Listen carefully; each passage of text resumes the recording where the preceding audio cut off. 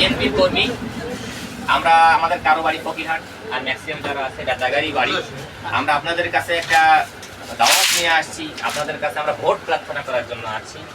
আমরা বিএনপির কর্মী, আমাদের মার্কা ধানের শীষ।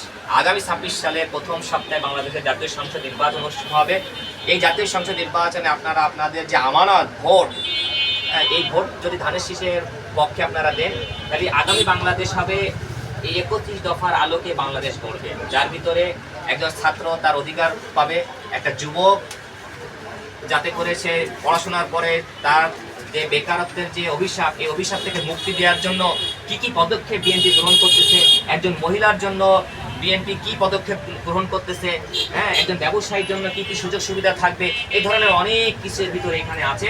হ্যাঁ, এখানে নারীর মর্যাদা সুরক্ষা ও ক্ষমতায়নে যথাযথ পদক্ষেপ গ্রহণ করবে, এরকম অনেক বিষয়গুলো আছে ভাই। এটা আপনারা সকলে এখন পড়াশোনা জানেন, শিক্ষিত, আপনারা একজনকে পড়েন, এরপরে দেখবেন এবং জনগণকে উদ্বুদ্ধ করেন ইনশাল্লাহ আগামী নির্বাচনে যাতে আপনারা সকলে ধানের শীষের সঙ্গে থাকবেন তো ইনশাল্লাহ। ঠিক আছে ইনশাল্লাহ, ধন্যবাদ সকলকে। হ্যাঁ, সবার আগে সবার আগে বাংলাদেশ। ঠিক আছে ভাই, আমরা সবাই বাংলাদেশ,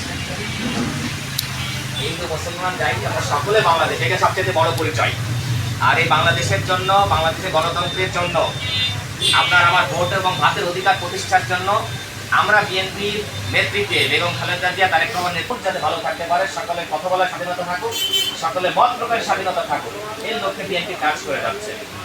এই জন্য আগামী ফেব্রুয়ারি মাসের প্রথম সপ্তাহে বাংলাদেশের জাতীয় আমরা বিএনপির কর্মী ফকিরহাট থেকে আসছি, নেতাকার নেতৃবৃন্দ আসছে, আমরা সকলে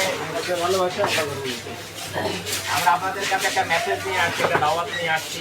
আপনারা ইতিমধ্যে জানেন যে আগামী 26 সালের ফেব্রুয়ারি প্রথম অন্তর্বর্তীকালীন সরকারের মাধ্যমে দেশের জাতীয় সংসদ নির্বাচন অনুষ্ঠিত হবে।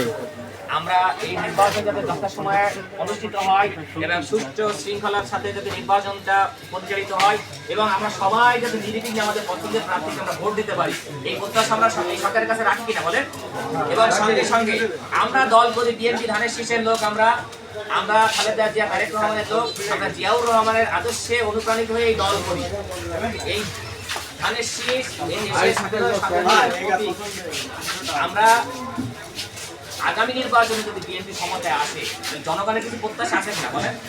আপনি আমাদের কাছে প্রত্যাশা করেন না বিএনপি কিভাবে রাষ্ট্র পরিচালনা করবে, সেই রূপরেখা আপনারা চান না। এই জন্য বিএনপি যদি রাষ্ট্র ক্ষমতায় আপনারা আনেন, আগের থেকে আমাদের নেতা আপনাদের কাছে দিয়েছে, ইতিমধ্যে এর ভিত্তিতে রাষ্ট্র পরিচালিত হবে।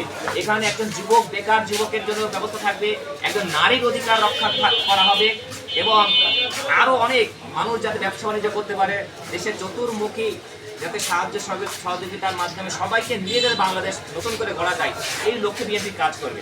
এজন্য আপনাদের কাছে আমরা অনুরোধ জানাই, আবেদন রাখি, আগামী নির্বাচনে ইনশাল্লাহ আপনারা বিএনপির সঙ্গে থাকবেন। ঠিক আছে ইনশাল্লাহ ভাই।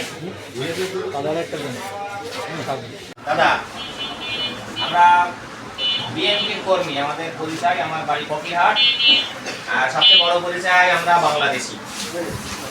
ঠিক আছে দাদা, কেমন আছেন আপনি? ভালো আছেন? আমরা আপনাদের কাছে আসছি, কি অবস্থা? ভালো আছেন? আপনারা সকলে জানেন যে বাংলাদেশে এই দীর্ঘ 17 বছর ধরে বাংলাদেশে কোনো সুষ্ঠু নির্বাচন হয় না। বসবো না, আমরা দাঁড়াই। সুষ্ঠু নির্বাচন হয়নি। একটি দল দীর্ঘ 17 বছর এদেশে অবৈধভাবে ক্ষমতা দখল করেছিল। ফ্যাসিস্ট সরকারের পতন হয়ে গেছে, কিন্তু তারপরও আমরা এখনো ভোট দিতে পারিনি। পারিছি বলেন না? আগামী 26 সালের প্রথম সপ্তাহে বাংলাদেশ জাতীয় সংসদ নির্বাচন, এই নির্বাচনে আমরা ধানের শীষের পক্ষে আপনাদের কাছে ভোট প্রার্থনা করার জন্য আসছি। আপনারা যদি আপনাদের মূল্যবান আমানত ধানের শীষের পক্ষে ভোট দেন, সেক্ষেত্রে এই রাষ্ট্র কাঠামো মেরামতের যে 31টা দফা আমাদের দল থেকে ঘোষণা করা হয়েছে, বিএনপি থেকে ঘোষণা করা হয়েছে, এই 31 দফার আলোকে বাংলাদেশ পরিচালিত হবে। আপনি তো পড়তে পারেন ইনশাআল্লাহ, এটা পড়বেন, দেখবেন এখানে কি বলা হয়েছে, বিএনপি কি কি পদক্ষেপ নেবে, বিএনপি রাষ্ট্রীয় দায়িত্ব পেলে কিভাবে দেশকে পরিচালনা করবে, এটা আগের থেকে আপনাদের সামনে স্পষ্ট করা হয়েছে এবং সেইভাবে কাজ যাতে আমরা করতে পারি, এজন্য বিএনপির সঙ্গে থাকেন। ঠিক আছে, ভালো থাকবেন সবাই।